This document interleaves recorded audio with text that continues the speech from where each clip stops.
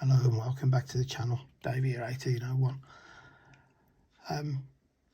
Wanted to just follow up on the playlist that I did for clusters for the 11 meter network, for the 11 meter band. Hopefully you've looked through the playlist and you now know what that's all about, how it works and what it does and why we use it.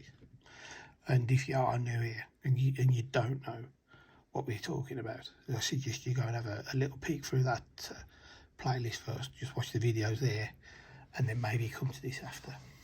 So I'm going to assume that you've watched all of those, and in that 5th episode we did show you a little bit of a sweetener as to why you might want to consider using a different platform, website, whatever you want to call it, and that is 11dx.net. So what's 11dx.net got different to what ClusterDX hasn't, and why should we be thinking about it? Well, we've told you about the EQSL carding for people without an account with 11dx. Now we're going to show you something else that might just make you think about which one you really want to use. So first of all, if you haven't got an account with 11dx, if you go to their website, 11dx.net, 11dx.net, you will have to register. Button down here, tap that, usual things, fill in what you need to fill in and get yourself an account opened. It's free, like Cluster, it's free. And then once you've done that, you come to this page where we started again on 11dx.net, and into here you tap in your call sign and your password, and in you go. It's obviously remembered. It now wants your Face ID, which could be an issue with the camera in the way.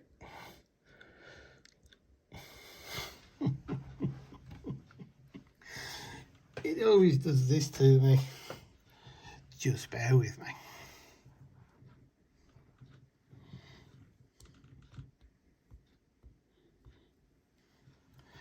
So, sorry about that. Sorry you had to see the inside of my hand. Right, so when we get in here, we have exactly the same as what we have with Cluster, but in a different layout. Chat window at the top and the Cluster underneath. You can drop the what they call the QSO party, which is the chat.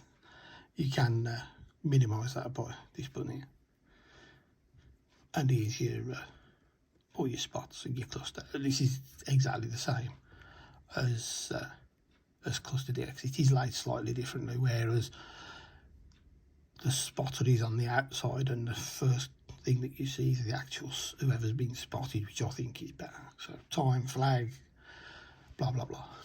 And if you do want to put somebody on the spots on the cluster, because this is what it's all about, remember, you press up here on these blue bars, there's a little plus key. You press that, you fill out the box.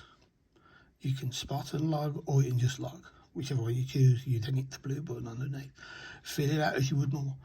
Just like with Cluster, this will put the time and the date in automatically. So you really need to be doing this around the time of your call. Otherwise it'll be out. If, like me, you tend to write them all down, put them all in later, there's a way around that. But bear that in mind, the same as Cluster. This will pick up the date and the time for when you put it in. So if you've gone away on a DXCC or expedition or some activation, you come back, you don't fill it until tomorrow, day after, a week later. Don't use this, for God's sake. Right, up here, top right hand corner, a little person. If you tap on that, you have the profile, various information already filled in. Don't touch that because it's your email and whatever. You can decide what you want to do with all these things, and add in bits to do with your shack and where you will live and whatever else, Facebook and blah blah blah. Save. Don't forget to hit the save button. Logbook. Second one down is the logbook. Again, on the little person thing on the logbook, and this is where it starts to get interesting. So your logbook. all of your calls are in it. Now, cluster 11DX. I think it's the same with just about every other cluster on the net. It will not allow you to have 2 call signs. 11DX will let you have as many as you want. Now, the first thing that comes to mind to say is, and this has been found out fairly recently by a fellow colleague of mine, is that if you're going to run an event, an activation, whatever, tell them in advance. They will open you up a separate logbook which gives you progressive numbers and everything else. Don't do it in the normal logbook. They get a bit twitchy when they start seeing you putting in call after call after call after call after call as you do it. That's about if you load up your logbook later, because they recognise it from the times. Right, so what's this got here then that Cluster DX hasn't got? That's why you're here. That's what you want to know. But it's simple. You can run 2, 3, 4, 5, 6, 7, 8, however many call signs you like. Whichever one you've registered now will be your main one, and that will show in your profile. Now, if, for example, you've got all these in and then you join a different group and you want to keep all the stuff that you've got, you don't want to lose all your DXCCs or the account that it gives you on how many different countries you've spoken to, it's no problem. You use this. So what you do is this. You tap the profile and it opens up all the information again. And then here, at the very top, it says QRZ. Okay, here. And all you do is you change that to whatever you want it to be. Simple as that. So, my original was 26IR 1801 International Radio. But for Romeo Golf, which I use for certain things, and I'm finding I'm using more and more of, I just tap that in there. So you change it, and then you just scroll up and hit the save profile. You will get an email off them telling you that that your profile's been changed, but that's good because you know it's all gone through. Then, when you go to your logbook, everything you log, just go into the logbook, everything you log now will be saved as your RG call sign rather than your original IR call sign. It's as simple as that. When I first started using it, when I'd finished, I used to change it back. But what I found now is that the iPad recognises both call signs. If you do come out and you haven't changed it and you've logged out of the system, when you go back in and you tap in what you think you should be tapping in, it won't find it because you've obviously left it saying it's RG rather than IR. So all you've got to do is type in your other call sign.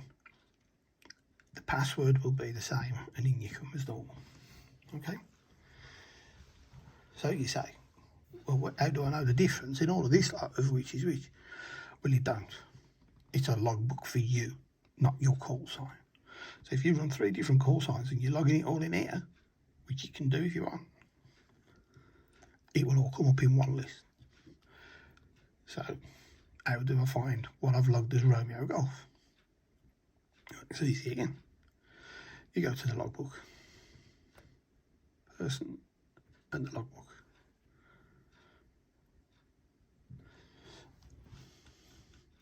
And as you can see, this number's a lot lower because I'm logged in as Romeo Golf. So I've been using 11DX for probably 3 years. So you can imagine how many I've got in. But this is just the Romeo Golf stuff that I've picked up over the last 2 to 3 weeks since I've been using Romeo Golf. And I got that by doing this. Along this blue bar here, next to the plus key, is a search. Still my magnifying glass thing. And in the second box down, it asks for a QRZ. So out of your call signs, whichever one you want to look at, you type the number in there. 26 Romeo Golf 1801. And then all you do is hit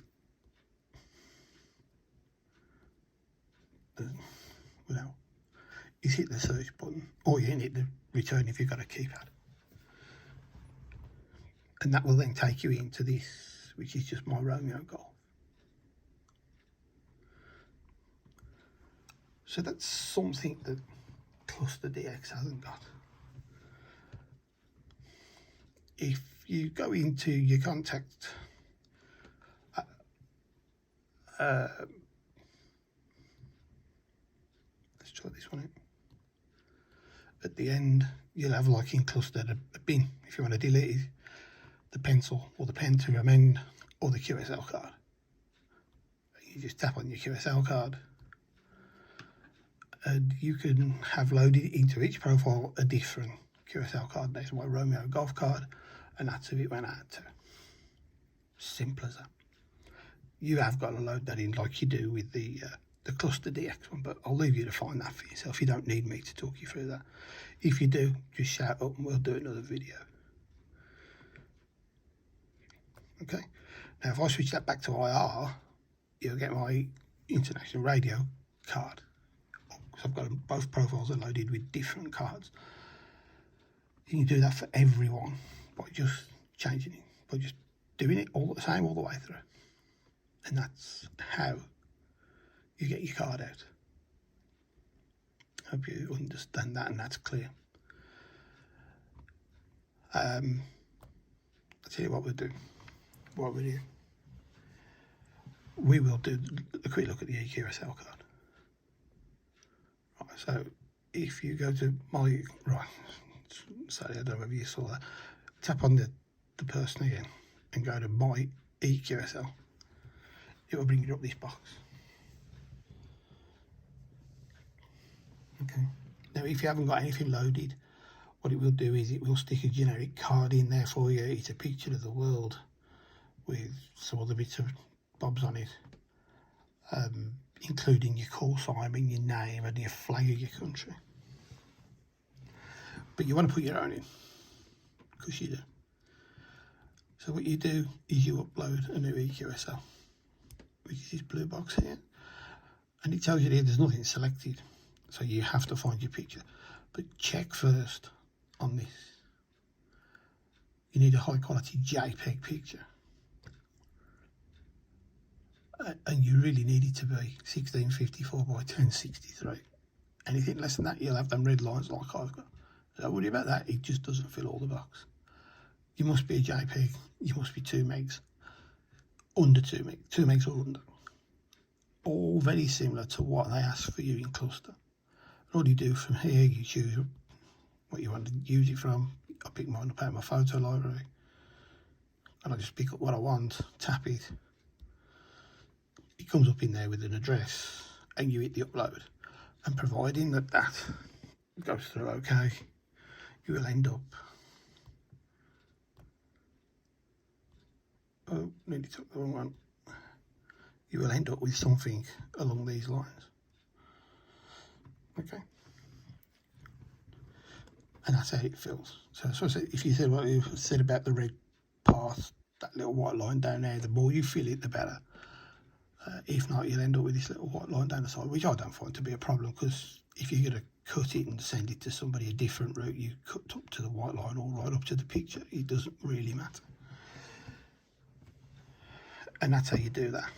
Now, the one thing you must do, if I go back to the logbook, to make sure an EQSL card goes out,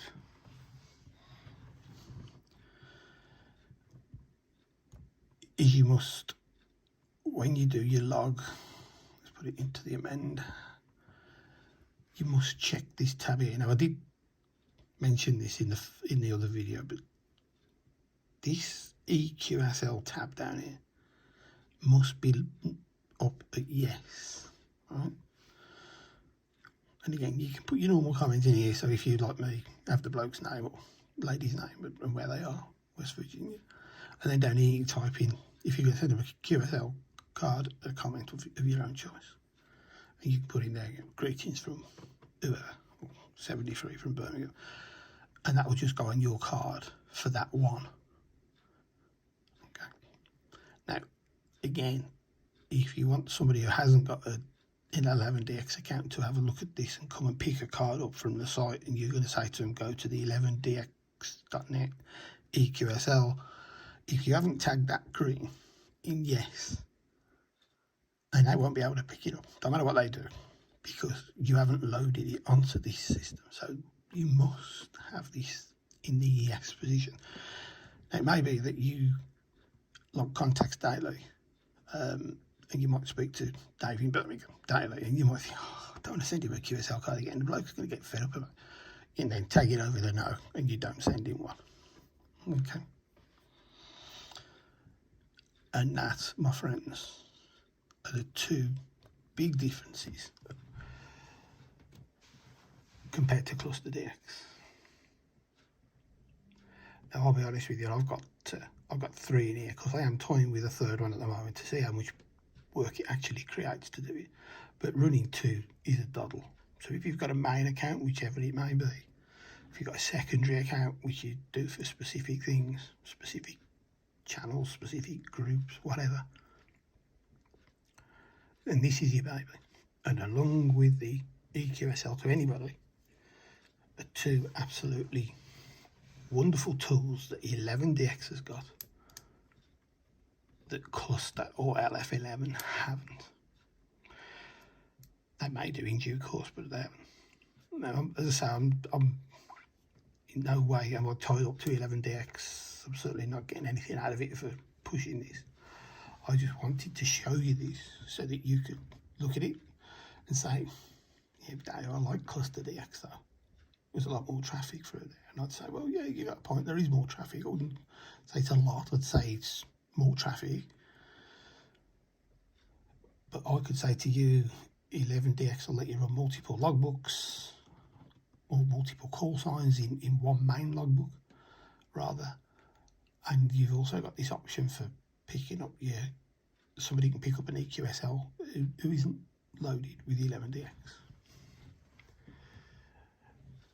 Just one other thing that you really need to be aware of when you put something into the spots or into the log, if it goes blue like this, these 2 and this one, they are on 11DX. So when you hit that tab to yes, it will automatically, when you save it, send that person a QSL card. And it will come up on the system on the front page the same way as it does on Cluster, telling you if it's for you. And that, my friends, is the 2 reasons for using 11DX. I'll leave you with those thoughts. And obviously you will make your mind up as to what you find appropriate for you, which you think may be easier to use, or which does the job for you better. 11DX, the alternative cluster. Good tagline that is, I like that. That sounds good, doesn't it? On that note, I will say thank you for watching. Hope you've enjoyed it, and more importantly, I hope you found it useful. If you feel the need to say something, or you've got a comment to make or questions to ask, leave them in the comments down below. Alternatively, you know where to find me on the socials. Constructive criticism welcome. If there's anything I've missed, please shout up and we'll try and put that right. But in the meantime, I'm going to wish you good luck, good DX, stay safe, stay happy, and we'll catch you up on the next video. Thanks for watching. I'll speak to you again soon. Bye bye for now.